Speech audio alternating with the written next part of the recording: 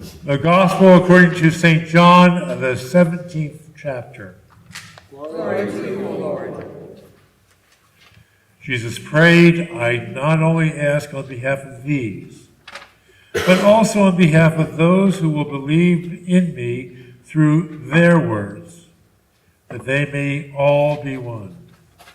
As you, Father, are in me and I am in you, may they also be in us, so that the world may believe that you have sent them. You have sent me.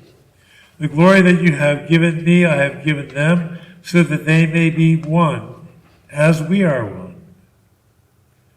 I have in them and you, so that they may become completely one, so that the world may know that you have sent me and have loved me even as you have loved me. Father, I desire that these also, whom you have given me, may be with me where I am, to see my glory, which you have given me because you loved me before the foundations of the world. Gracious Father, the world does not know you, but I know you, and these know that you have sent me. I made your name known to them, and I will make it known, so that the love with which you have loved me may be in them, and I in them. The Gospel of the Lord. Praise to you, O Christ. Please be seated while we hear more from Jill.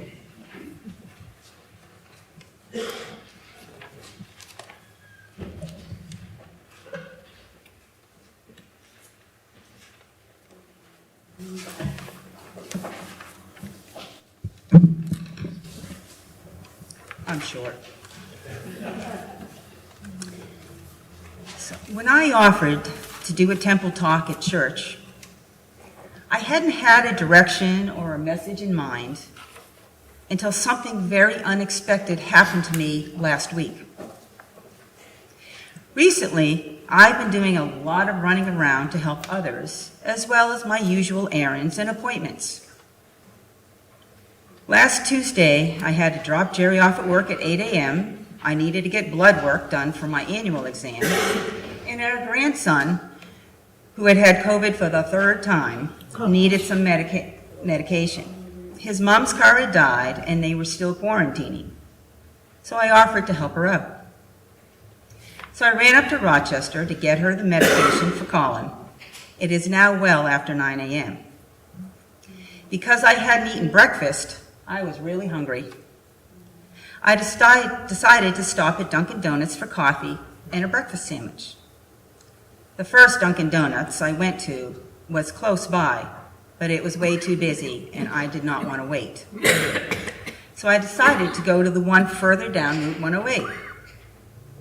I was a bit irritated by now and getting hungrier by the minute. Success! There were only a few cars in line when I arrived. Now the car in front of me wasn't moving up when they should have, and I was getting even more irritated. The passenger happened to get out of the car, went to the back of their car, and then got back in. I thought that was very odd. It added to my irritation.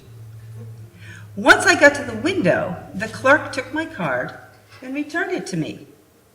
She said that she didn't charge anything on my card because the people in the car in front of me had paid for my breakfast. Wow. Wow, I was right. I was so surprised and pleased, but then I felt bad because I had gotten so irritated with them.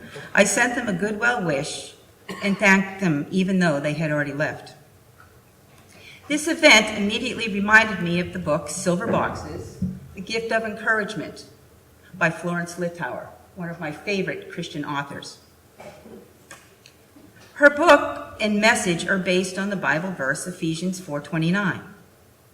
The version that she shared is a little different than the one I shared with Molly, but it was, let no corrupt communication proceed out of your mouth, but that which is good to the use of edifying, that it may minister grace unto the hearer. Bingo. That was my message that I was to share with you today. When I used to do children's stories at my previous church in Newmarket, I always had something happen or cross my path that provided me with the topic for my next story. God has always provided me with what I've needed, including messages to share. In her book, she shared that she was visiting a church, and knowing that she had often spoke to groups about her other books, she had been asked to do a children's story. But she didn't have time to really prepare, so she chose to tell the children about the verse, Ephesians 4:29, that she had been spending time with her sons at home with. When she asked the children what this message meant, the responses of the children were precious. These responses assured her that they understood the message Paul was trying to give to the people of Ephesus. One little boy said it was like building a tower and each block was a good word, but then he said it was not nice to knock them down. Then near the end, a little girl made an incredible observation. The verse meant that our words are always to be like little silver boxes with bows on top. What a wonderful visual to help remind us. That little girl's comment sparked Florence to write the book, Silver Boxes, The Gift of Encouragement. Her book helps us to understand the impact of our words and also the words that have been spoken to us. When I decide to study a Bible verse, I like to think about three things. What does it say? What does it mean? And how does it apply to me today? To me, this verse is telling me that sometimes good people say things that can tear another down. I ask myself, why do I do that sometimes? Am I so angry that my anger flows into my actions? Am I so involved with my task at hand that I snap at someone when I'm interrupted instead of taking a moment to see what they needed? I often look at the context in which the verse was written to try to glean what it means. Paul had said these words to the people of Ephesus because the people of the church were saying unkind things to each other, even though he had been sharing Jesus' message of love and understanding. These followers appeared to not have heard or understood any of Jesus' words or works. Paul may have wondered why this was the case, but decided to continue to share Jesus' message with them. How would he have known if this message had ever been received? Only time would tell. One thing I have learned about the truths in the Bible is that they apply to all mankind, no matter when or where we have lived. All of us who are well-meaning people have uttered words that did not build each other up. That is part of our humanness. We forget the words and the works of Jesus when we are angry, worried, tired, or overwhelmed. It's easy to do.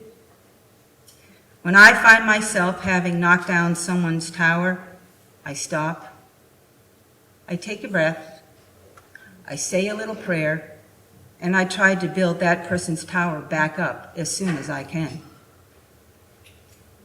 Then, of course, I wonder how this verse or message applies to me today. Even though it was written thousands of years ago to a different group of people, this message is just as important now as it was when it was originally written. I too often utter words that do not build others up because I am focused on my needs and not the needs of the other person. I know I will never be perfect with this, but that doesn't mean I can't strive to keep this verse in the forefront of my mind more often. One of Florence's message has stayed with me for over 30 years when I first read this book. While most of the book is about remembering to give out those silver boxes of encouragement as often as we can to build others up, she also talks about the times we may not be the best receiver of these boxes. Have you often felt yourself saying no thank you for someone's help or offer for coffee or fellowship? Have you ever had a hard time accepting a compliment because you didn't feel worthy or deserving? When my first husband died, I had so many offers for help, but often refused them because I thought it was weak to accept all this help. I needed to be strong and to teach my boys to be strong, just like my parents taught me.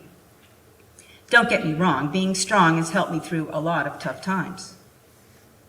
However, as Florence pointed out in her book, is that we all find joy when we give a silver box to someone. But is it right for us to take that joy away from someone else who is trying to give us a silver box? That message hit me really hard. How many times had I denied someone else the joy of giving me a gift because of pride or feeling undeserving? I'm still working on being a better receiver of silver boxes, just like that free breakfast a perfect stranger gifted to me last week.